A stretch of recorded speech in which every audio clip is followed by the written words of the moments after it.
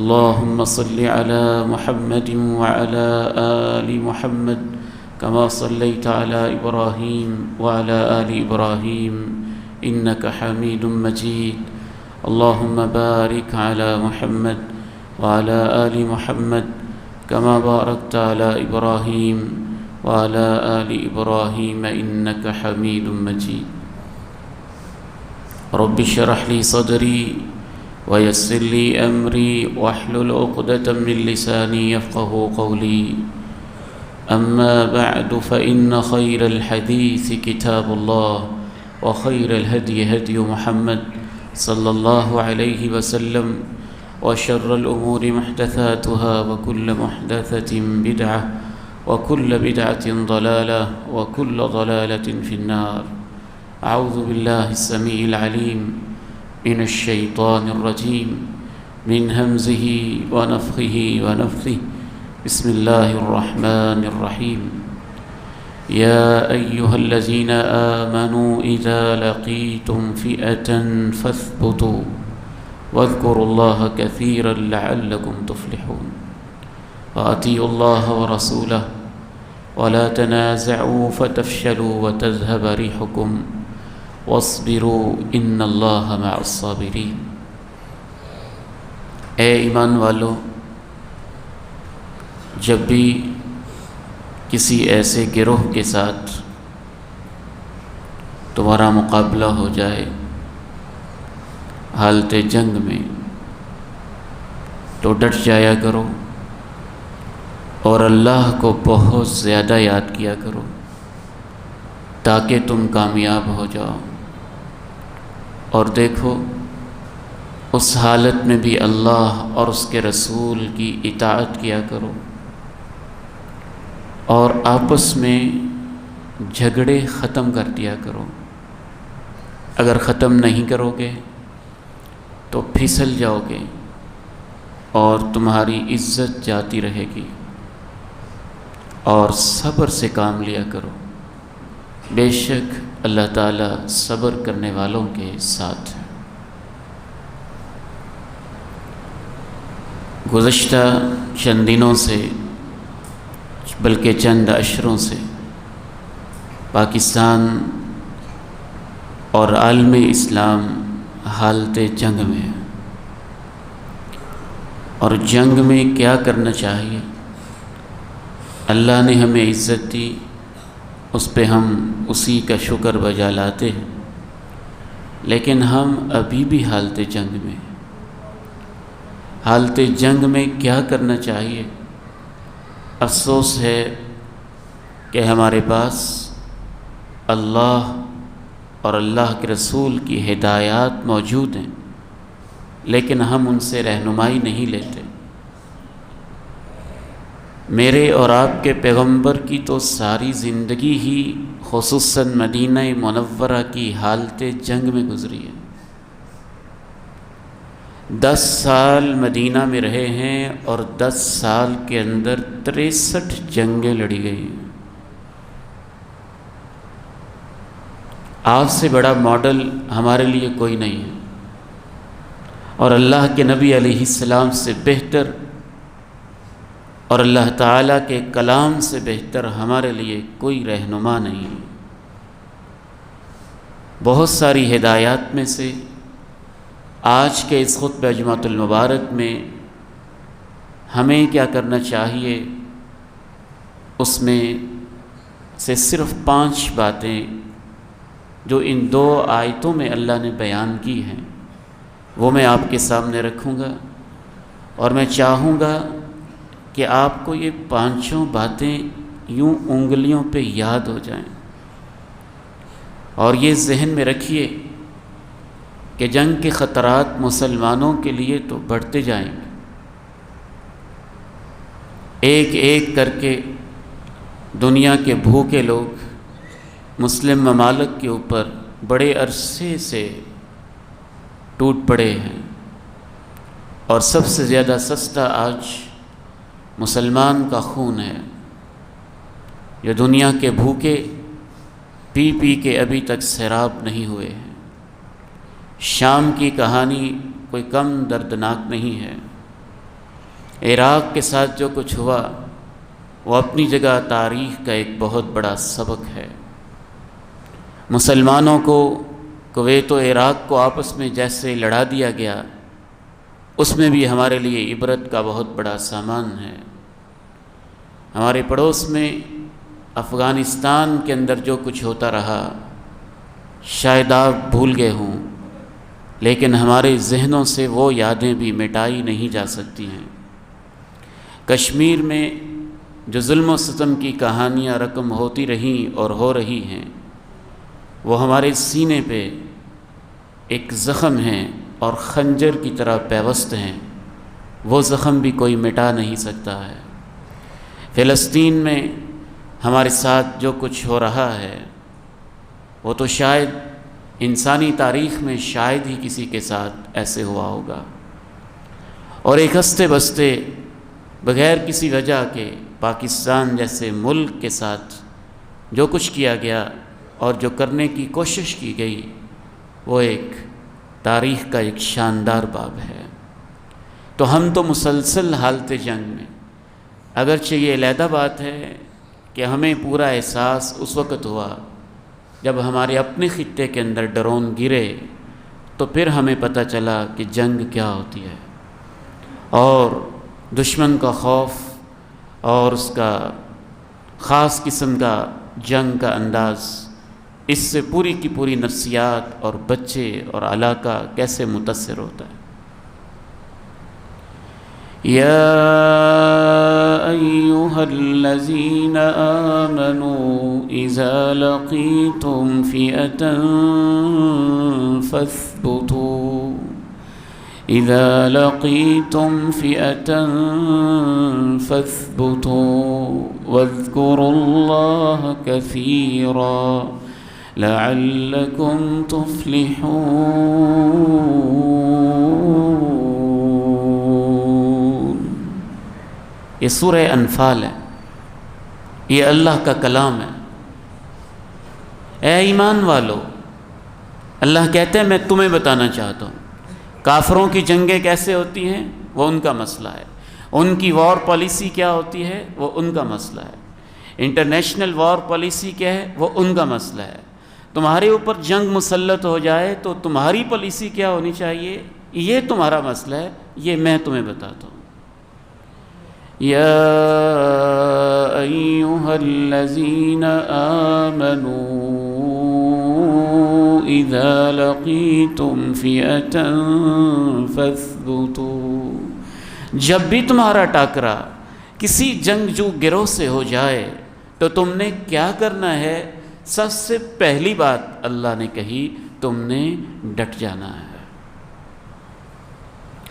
ایک تو اس آیت سے یہ معلوم ہوا کہ مسلمان جنگ کی خواہش نہیں کرتا، جنگ کی تمنا نہیں کرتا، وہ یہ نہیں کہتا ہم تو انتظار میں آ کے جنگ کر لے، وہ اس کی میمز نہیں بناتا، وہ اس کے مذاق نہیں بناتا، وہ جنگ کو نان سیریس نہیں لیتا، وہ جنگ کو بچوں کا کھیل نہیں سمجھتا، وہ جنگ کو مسخرہ اور مذاق کا موضوع نہیں بناتا۔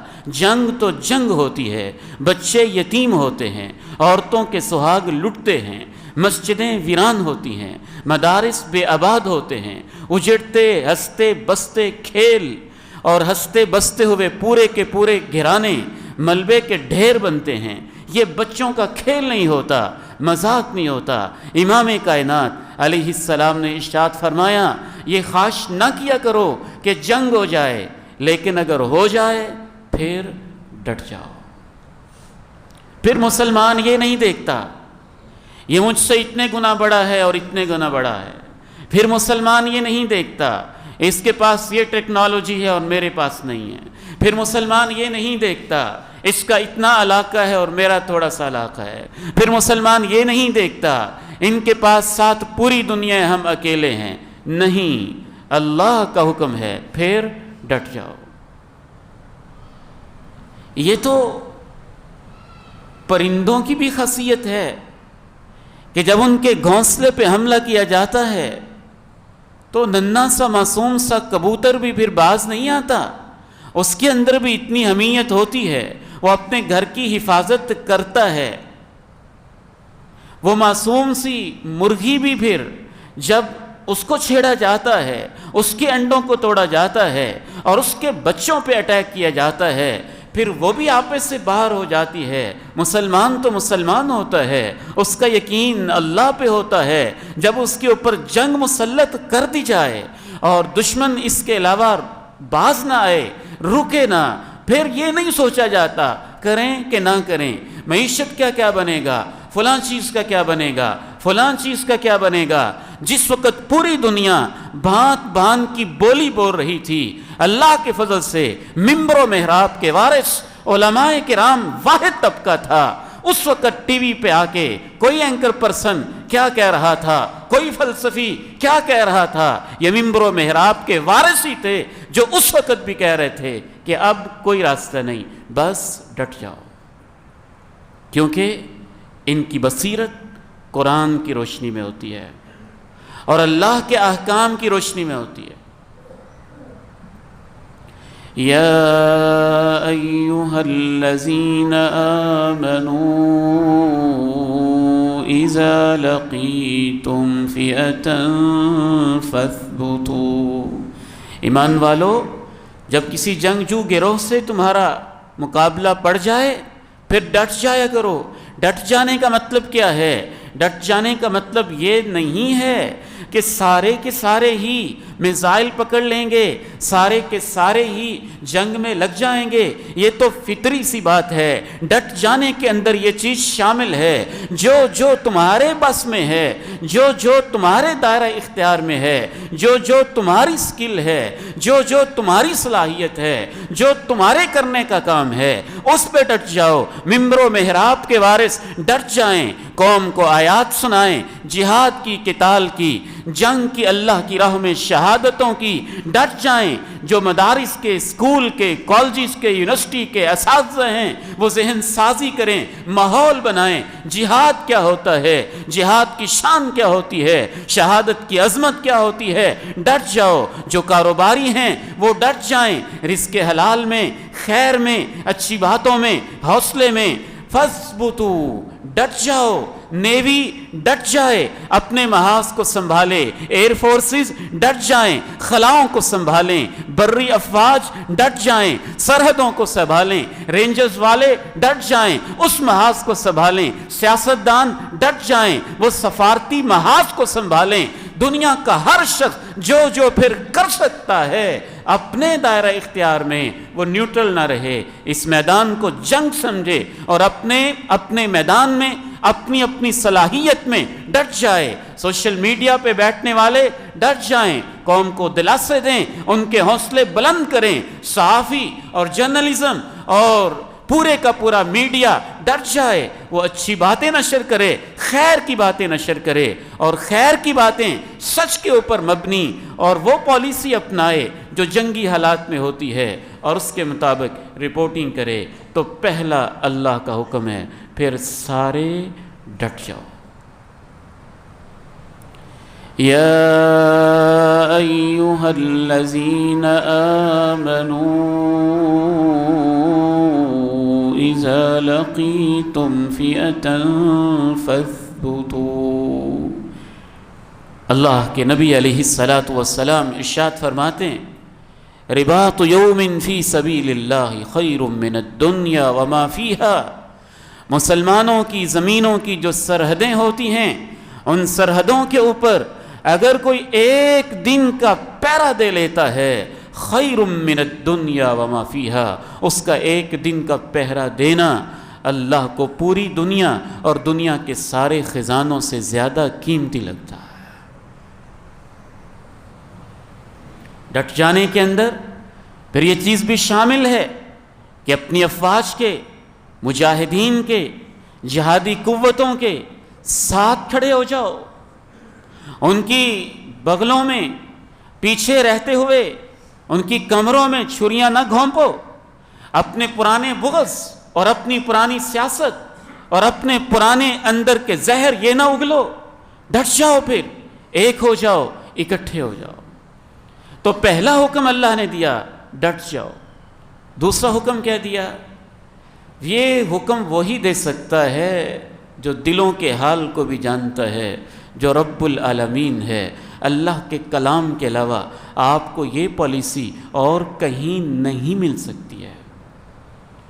یا ایھا الذین آمنوا اذا لقیتم فئۃ فاثبتوا واذکروا اللہ کثیرا واذکروا اللہ کثیرا واذکروا اللہ کثیرا لعلکم تفلحون۔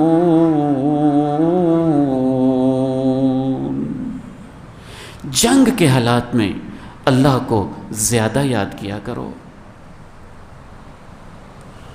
زیادہ یاد کیا کرو۔ یہ دو کام تم کرو گے، اللہ کا کلام کہتا ہے تم کامیاب ہو جاؤ گے۔ لعلکم تفلحون، تم کامیاب ہو جاؤ گے۔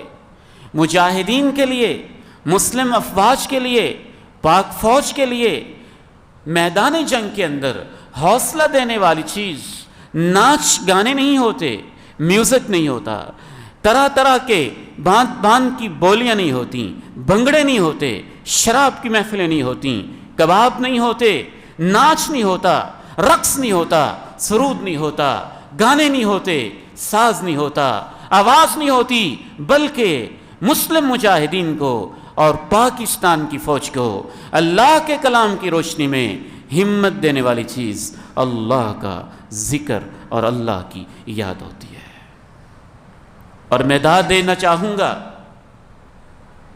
چیف آف آرمی سٹاف جو کہ حافظ قرآن ہیں، حفظ قرآن کی کیا برکت ہوتی ہے۔ ہمارے علم کے مطابق انہوں نے اللہ کا ذکر بھی کیا، انہوں نے فجر کی نماز بھی پڑھی، انہوں نے قرآن مجید کے سورہ صف کی تلاوت بھی کی۔ یہ ذکر الہی ہے، اور اس تلاوت کی روشنی میں نام بھی قرآن کی آیت کی روشنی میں رکھا اور ڈٹ گئے، اور اللہ نے کامیابیاں بھیج دیں کہ جاؤ ان کے قدم چومو، یہ میرے حکموں پہ عمل کرنے والے۔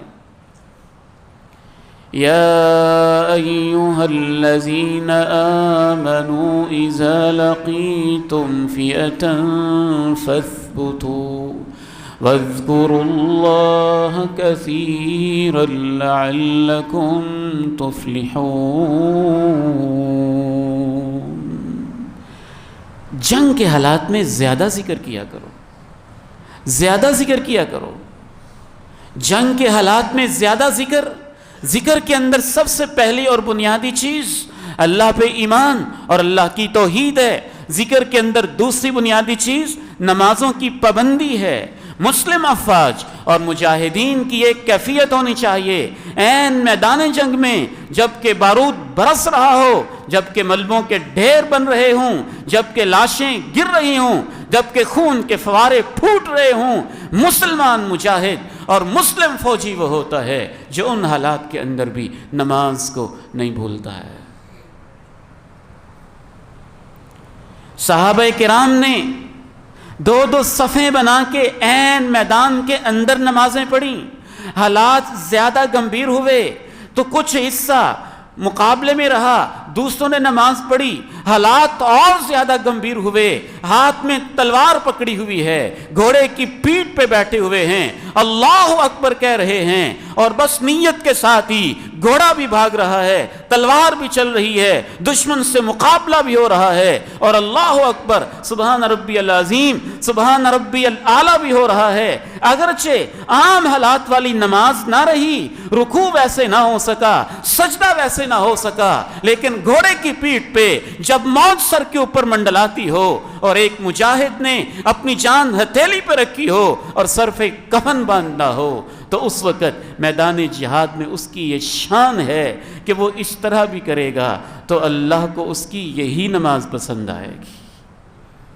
اس کو حالت خوف کی نماز کہا جاتا ہے۔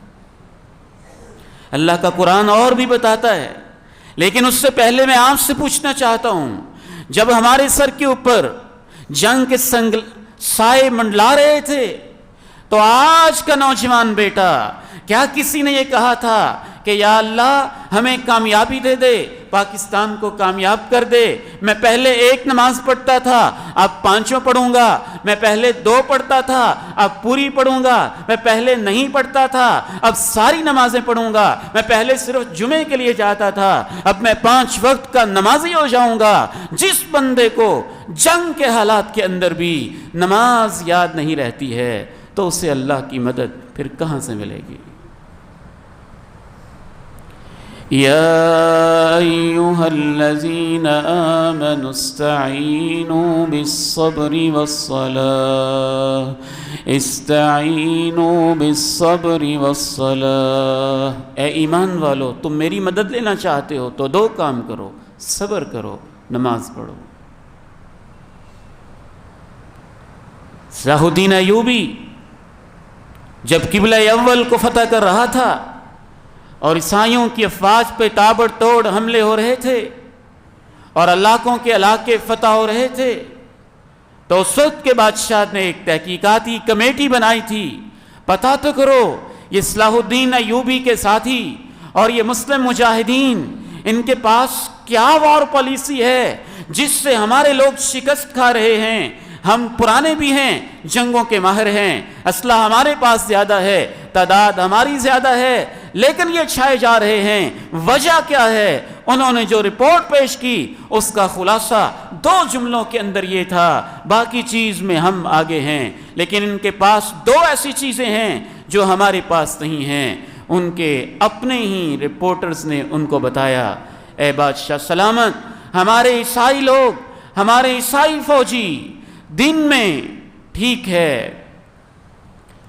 نکلتے ہیں جنگ کے لیے، لیکن رات کے وقت وہ نشے میں مست ہوتے ہیں، شراب میں ہوتے ہیں، نشے کے اندر دھت ہوتے ہیں۔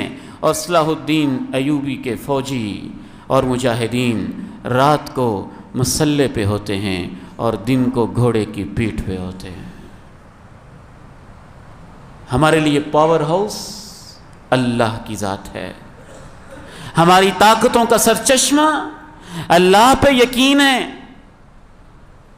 میں پوری ایمانداری کے ساتھ کہتا ہوں کہ دنیا کا جو بھی اسلحہ کوئی بھی طاقت لے آئے، اسلحہ ہمیں حکم ہے کہ ہر طرح کی مادی تیاری بھی رکھو، یہ اللہ کا حکم ہے۔ وَأَعِدُّوا لَهُم مَّا اسْتَطَعْتُم مِّن قُوَّةٍ، جتنی تمہاری ہمت ہے ساری لڑا دو دشمن کے خلاف۔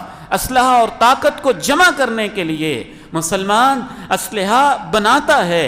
ہم غوری میزائل اور طرح طرح کے ہدف میزائل اور نئے نئے تجربات اللہ کے فضل سے ہم نے کیے، اور ہم نے غربت کے حالات کے اندر بھی ایٹم بم تک بھی اللہ کے فضل سے ہماری دفاعی پالیسی سازوں نے اس ملک پہ اتنی عظیم نیکی کی کہ ایک ایسا ملک جس کے پاس غربت آخری درجے کو پہنچی ہوئی ہے اور کرپشن جگہ جگہ پہ پہنچی ہوئی ہے، اگر اس کے باوجود ہمارے پاس فضائی طاقت اگر موجود ہے، اور اس کے باوجود ہمارے پاس اگر ایئر پاور موجود ہے، اور اس کے باوجود اگر ہمارے پاس دفاعی قوت اور صلاحیت موجود ہے، اور اس کے باوجود ہمارے پاس اگر 4,000 کلومیٹر تک ہدف تک پہنچنے والے میزائل موجود ہیں، تو اس بات کی علامت ہے کہ ہماری دفاعی محاذ پہ کھڑے ہونے والے لوگوں نے اس معاملے میں کوتاہی اور سستی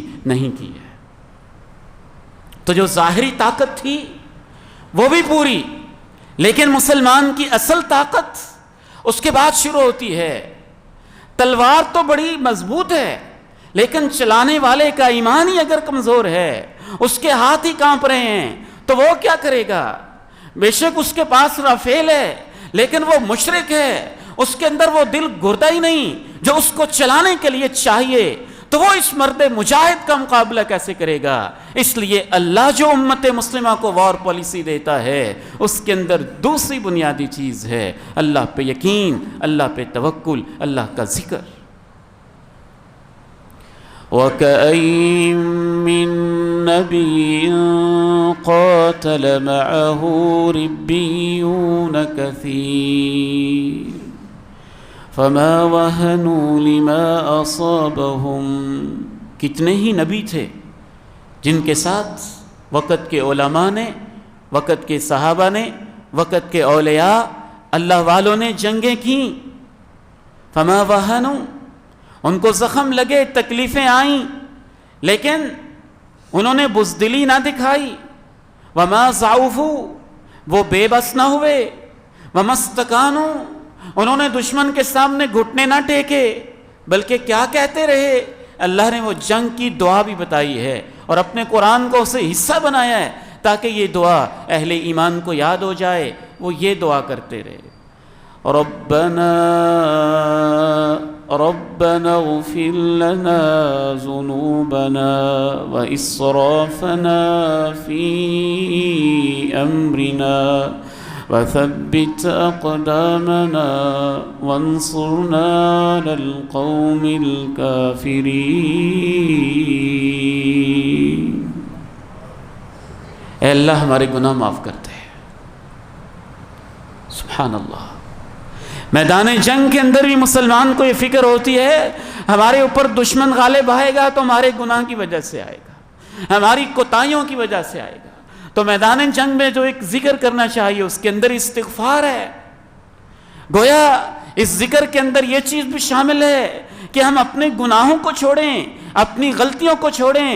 جو کرپٹ ہے وہ کرپشن کو چھوڑے، جو بے ایمان ہے وہ بے ایمانی کو چھوڑے، جو 2 نمبر چیزیں بیچ رہا ہے وہ اس چیز کو چھوڑے، جو اپنے لوگوں کے ساتھ دھوکہ کر رہا ہے وہ اس دھوکے کو چھوڑے، جنگ کے حالات میں جو ذخیرہ اندوزی کر کے دوسروں کو ایکسپلائٹ کرنا چاہتا ہے وہ اس استحصال کو چھوڑے. اے اللہ ہمارے گناہ معاف کر دے، ہمارے قدم جما دے، ہم سے جو غلطیاں ہوگی وہ بھی معاف کر دے، اور کافروں کے خلاف ہماری مدد فرما دے. ایک اور دعا بھی اللہ نے قرآن میں بتائی، ربنا افرغ علینا صبرا وثبت اقدامنا وانصرنا علی القوم الکافرین. اللہ دشمن کے ساتھ مقابلہ ہے، صبر تو نے دینا ہے. جیسے بالٹیاں ڈال ڈال کے کسی کے اوپر پانی بہاتے ہیں نا، اے اللہ اس طرح تو ہمارے اوپر صبر ڈال دے، صبر ڈال دے. صبر کے اندر ہم تر ہو جائیں، ہمارے جسموں میں، ہمارے دل میں، ہماری زبانوں میں، ہماری سوچوں میں صبر آ جائے، برداشت آ جائے، طاقت آ جائے. تو نے دینی ہے. تو دوسری ہدایت اللہ تعالیٰ نے یہ دی کہ اللہ کو جنگ کے حالات میں زیادہ یاد کیا کرو. بدر کا میدان سجنے والا ہے، حق و باطل کا پہلا معرکہ ہے، اللہ کے پیغمبر کی 15 سال کی محنت ہے، اور ادھر سے کافروں کے بڑے بڑے لیڈر اور سرغنے میدان میں ہیں. مسلمانوں کی اور کافروں کی جو ریشو ہے تعداد کے لحاظ سے وہ 1 اور 3 ہے. یہاں بھی ہماری یہی ریشو تھی، 1 اور 3. اسلحے کے لحاظ سے مسلمان بہت پیچھے ہیں، گھوڑوں کے لحاظ سے پیچھے ہیں. اللہ کے نبی علیہ الصلاۃ والسلام کے بارے میں جناب علی رضی اللہ تعالیٰ عنہ کہتے ہیں کہ میں نے دیکھا بدر کی رات میرے ساتھی کیا کر رہے ہیں، سارے ہی تازہ دم ہونے کے لیے اپنے اپنے بستر پہ لیٹ گئے تھے، آرام کر رہے تھے. میں نے دونوں جہانوں کے سردار کو، امام کائنات کو دیکھا کہ ساری رات ہی ایک درخت کے سائے میں اللہ سے دعا کرتے رہے تھے. اتنی دعا، ایسی نماز کہ آپ کی چادر مبارک کندھے سے نیچے گر گئی ہے، اور آپ اللہ کو یہ کہہ رہے ہیں اللہ یہ میری زندگی کی محنت ہے، سو میں نے میدان میں اتارنی ہے. اگر میرے ان صحابہ کو تو نے کل میدان میں شکست دے دی، پھر کیا تو چاہتا ہے کہ پھر تیری کبھی اس سرزمین میں عبادت ہی نہ ہو؟ اتنی اللہ سے کھل کے باتیں کر رہے. یہ انداز ہے، یہ طریقہ ہے.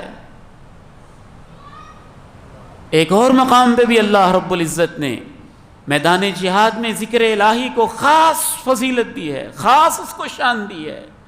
میں تو اس مقام پہ کہنا چاہوں گا کہ پاکستان کے، افواج پاکستان کے ہر فوجی کے لیے ضروری کر دینا چاہیے کہ اسے کم از کم قرآن مجید کا آخری پارہ اور جہاد کی آیتیں زبانی یاد ہوں.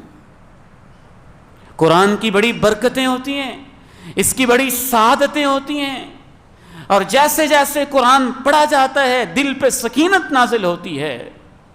وہ نہتے لوگ جنہوں نے میدانوں میں وقت کی بڑی بڑی طاقتوں کو ناکوں چلے چبوائے ہیں، ان کے پاس ایک بہت بڑی طاقت اللہ کا قرآن اور اس کی تلاوت تھی۔ یہ اللہ نے دوسری ہدایت دی، یا ایھا الذین آمنوا اذا لقیتم فئۃ فاثبتوا واذکروا اللہ کثیرا لعلکم تفلحون۔ تو دو باتیں ایک آیت میں اللہ نے کہیں، ڈٹ جانا ہے اور ذکر بہت کرنا ہے، تم کامیاب ہوگے۔ تین باتیں اگلی آیت میں اللہ نے بتائیں، وَأَطِيعُوا اللَّهَ وَرَسُولَهُ وَأَطِيعُوا اللَّهَ وَرَسُولَهُ وَأَطِيعُوا اللَّهَ وَرَسُولَهُ۔ میدان جنگ میں بڑے بڑے لوگ مداخلت بھی کریں گے، ٹیبل ٹاک بھی ہوگی، مذاکرات بھی ہوں گے، باتیں بھی ہوں گی، بہت کچھ کرنا بھی پڑے گا۔ جو کچھ بھی ہو جائے، دشمن ڈرائے گا بھی، دھمکائے گا بھی، میڈیا کی وار بھی ہوگی، لیکن تم نے ان حالات کے اندر بھی یہ دیکھنا ہے اللہ کیا کہتا ہے، اللہ کا رسول کیا کہتا ہے، قرآن کیا کہتا ہے، حدیث کیا کہتی ہے۔ جنگی حالات کے اندر بھی میرے حکموں کو نظر انداز نہیں کرنا۔ اس میں ایک طرف اطاعت کی طرف اشارہ ہے، حالات جنگ کے اندر بھی اللہ اور اللہ کے رسول کی اطاعت کرنی ہے، تو دوسری طرف ڈسپلن کی طرف بھی اشارہ ہے کہ یہ نہیں جس کے جی میں جو آتا ہے وہ کر لے گا۔ اللہ اور اللہ کے رسول کا بتایا ہوا ایک اصول اور ایک ضابطہ تو ہم بھول ہی گئے ہیں۔ ہم نے حکمرانوں کو گالیاں دینا اور افسروں کو گالیاں دینا اتنا سیکھ لیا ہے کہ ہر موقع پہ ہم گالیاں دیتے رہتے ہیں۔ اللہ اور اللہ کے رسول کی یہ تعلیم نہیں ہے۔ اللہ اور اللہ کے رسول یہ کہتے ہیں کہ جہاں تمہارے حکمران اور جہاں تمہارے ذمہ داران ایسی بات کریں جو اللہ اور اللہ کے رسول کے حکم کے مطابق ہے تو پھر ان کی ماننی ہے، ان کی اطاعت کرنی ہے، ان کی فرما برداری کرنی ہے۔ اطیعوا اللہ واطیعوا الرسول واولی الامر منکم۔ اللہ کی اطاعت کرو، اللہ کے رسول کی اطاعت کرو، اور جو ذمہ دار لوگ ہیں ان کی اطاعت کرو۔ اس کے بغیر تو نظم چلتا ہی نہیں۔ ان حالات کے اندر بھی اگر ہر ایک کو اپنی اپنی پارٹی کی پڑی ہے، اپنے اپنے مفاد کی پڑی ہے کہ یہ کریڈٹ نہ لے جائے اور یہ نہ لے جائے، یہ نہ ہو جائے، وہ نہ ہو جائے، تو یہ اللہ اور اللہ کے رسول کے حکم کی واضح مخالفت ہے۔ اس کے اندر تمہارے اندر ایک ڈسپلن نظر آنا چاہیے کہ جو اللہ نے کہا ہے، جو اللہ کے رسول نے کہا ہے، اور اللہ اور اللہ کے رسول کی تعلیمات کے مطابق جو ذمہ داران نے فیصلہ کیا ہے اس کے مطابق ہم کریں گے۔ چوتھی بات، وَلَا تَنَازَعُوا فَتَفْشَلُوا وَتَذْهَبَ رِيحُكُمْ وَلَا تَنَازَعُوا فَتَفْشَلُوا وَتَذْهَبَ رِيحُكُمْ۔ آپس کے جھگڑے چھوڑ دینا۔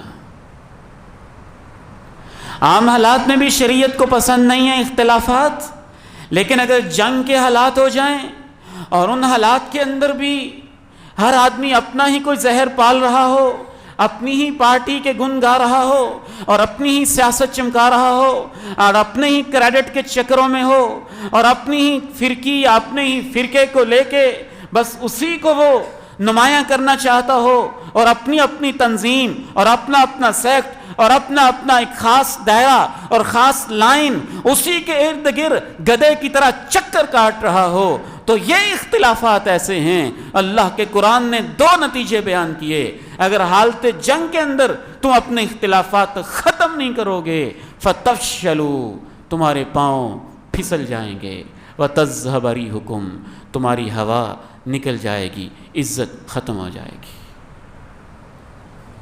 ایک یونٹی نظر آئے، اتحاد نظر آئے، ہم آہنگی نظر آئے، اختلافات کو بلا دیا جائے، چاہے وہ جس قسم کے بھی اختلافات ہیں۔ جنگ کے حالات میں دشمن کے سامنے پوری قوم کو یونیفائی کیا جائے، ان کو ایک پیج پہ، ایک پلیٹ فارم پہ، ایک ہدف پہ، ایک منزل پہ اکٹھا کیا جائے۔ وَلَا تَنَازَعُوا فَتَفْشَلُوا وَتَذْهَبَ رِيحُكُمْ۔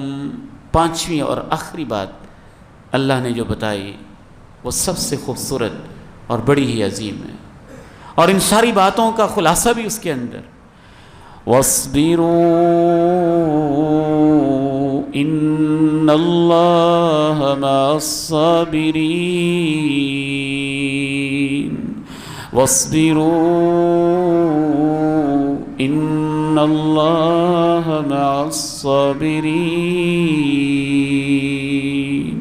صبر کرو، صبر، صبر، صبر کا معنی ہر موقع کے مطابق مختلف ہوتا ہے۔ میدان جہاد میں صبر ہے کہ آپ ڈٹ جائیں، عورت برائی کی دعوت دیتی ہے، وہاں صبر ہے آپ پاک دامن بن جائیں، حرام کے راستے کھلے ہیں، وہاں صبر ہے آپ حلال پہ قناعت کرنے والے بن جائیں۔ وَاصْبِرُوا، بے چینی سے بچو، اضطراب سے بچو، واویلوں سے بچو، ایسے گھبراہٹ سے بچو، اپنے اوپر بے چینی نہ طاری ہونے دو۔ صبر ایک حکمت کا نام ہے، صبر ایک عظیمت کا نام ہے، صبر حوصلے کا نام ہے، صبر برداشت کا نام ہے، صبر جلد بازی نہ کرنے کا نام ہے۔ 90 مقام پہ اللہ نے قرآن مجید میں صبر کا حکم دیا ہے، اور میدان جنگ کے اندر اور جنگ کے حالات کے اندر سب سے بڑی چیز صبر ہے۔ اور ہم اتنے بے صبرے بنتے ہیں، ایک دن ہو گئے، 2 دن ہو گئے، 3 دن ہو گئے، ہماری فوج نے کچھ کیا ہی نہیں، یہ کھا گئے سارا کچھ، انہوں نے کچھ کیا ہی نہیں۔ ایسے جیسے مثال کے طور پہ کرکٹ کا میچ ہو اور بین الاقوامی کھلاڑی جن کا 25-30 سال کا تجربہ ہے وہ کھیل رہے ہوں، اور 5-7 سال کا بچہ بیٹھ کے کہہ رہا ہو یہاں چھکا لگتا تھا اس نے لگایا ہی نہیں، تو اس بچے کی عقل پہ افسوس ہوتا ہے کہ اس کو پتہ نہیں کہ میدان کے لوگ ان کو ان کا کام کرنے دو۔ یا کبڈی لگی ہو اور 9-10 سال کا ایک بچہ کہہ رہا ہو کہ اچھا بھلا یہ اس کو گرا سکتا تھا، اس نے گرایا ہی نہیں۔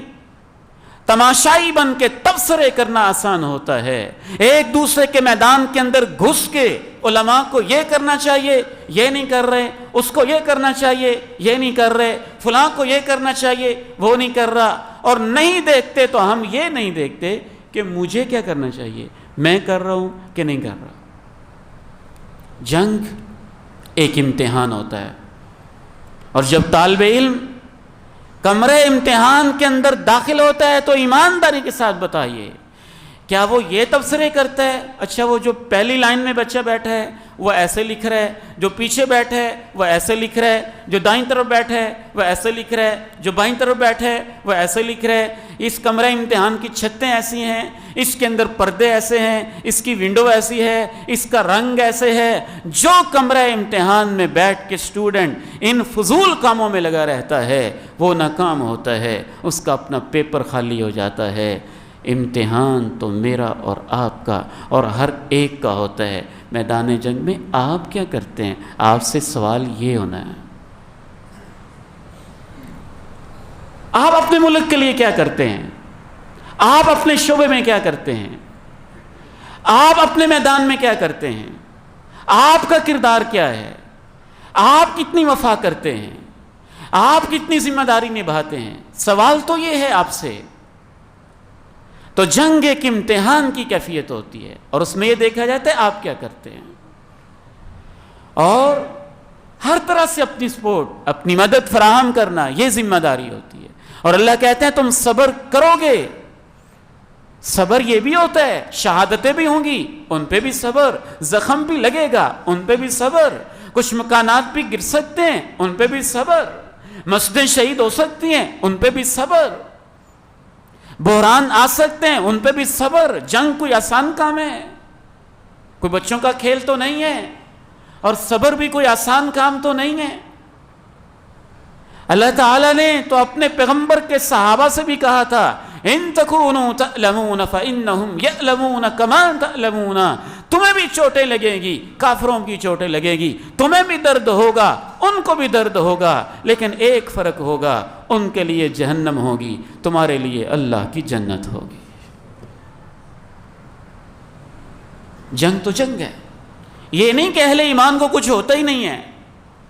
اہل ایمان کے اوپر کبھی کبھی تو اتنی کڑی آزمائش بھی آ جاتی ہے کہ دل ابلنے لگتا ہے، حلق تک پہنچ جاتا ہے، آنکھیں پتھرا جاتی ہیں۔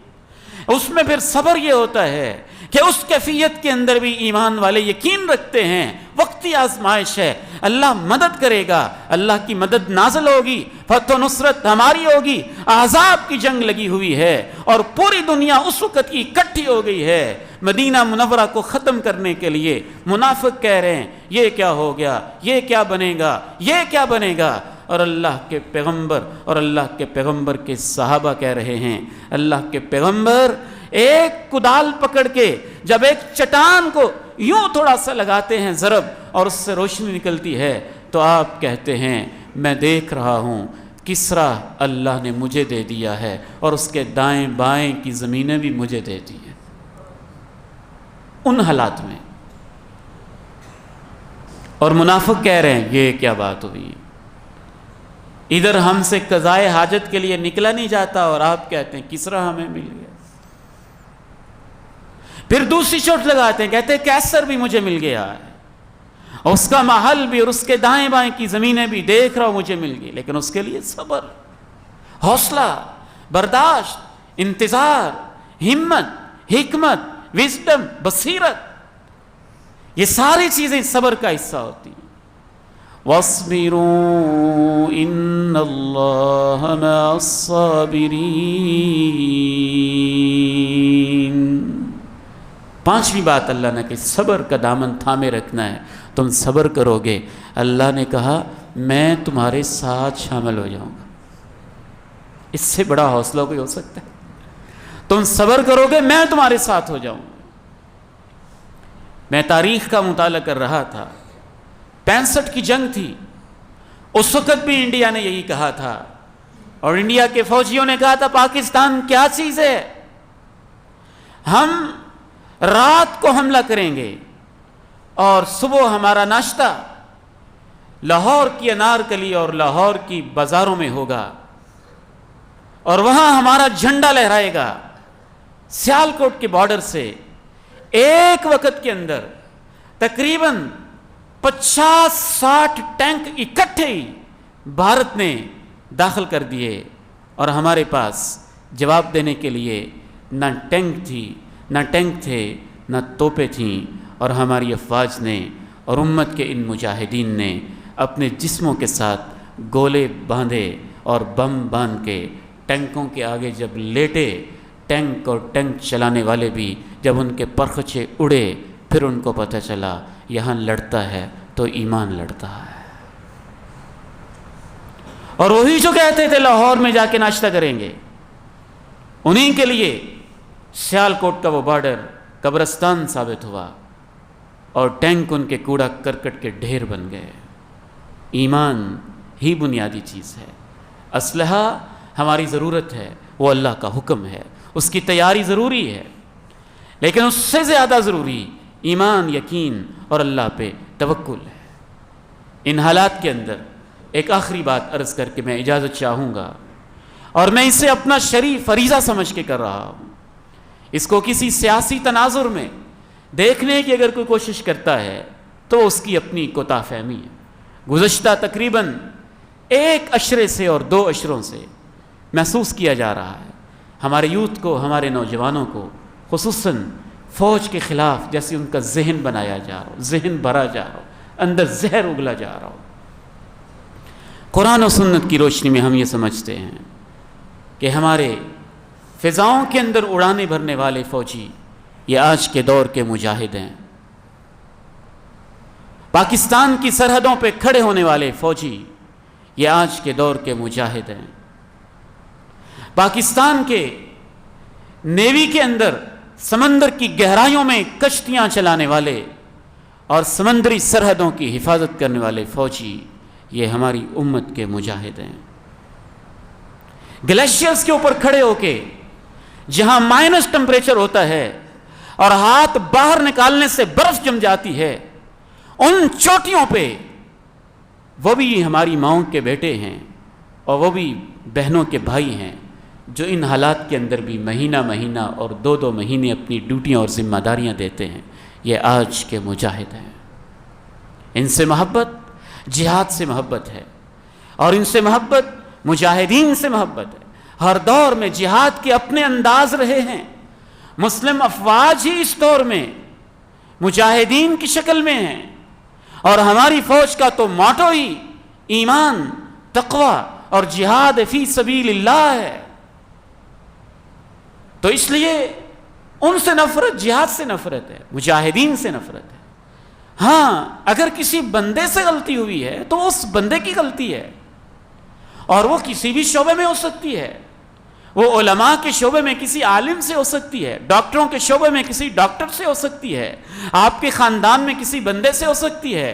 تو اس بندے کی غلطی کا یہ مطلب نہیں پورے خاندان کو بدنام کر دیا جائے۔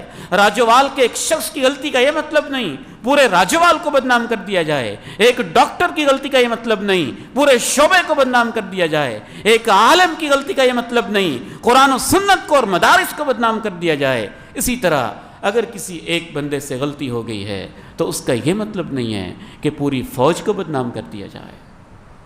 جو ایسا کرتے ہیں یقیناً وہ اپنے دین کے بھی غدار ہوتے ہیں اور اپنے ملک کے بھی غدار ہوتے ہیں۔ اللہ تعالیٰ سے دعا ہے اللہ تعالیٰ ہمیں بصیرت، علم، ایمان اور یقین کی نعمت نصیب فرمائے۔ وآخر دعوانا ان الحمد للہ رب العالمین۔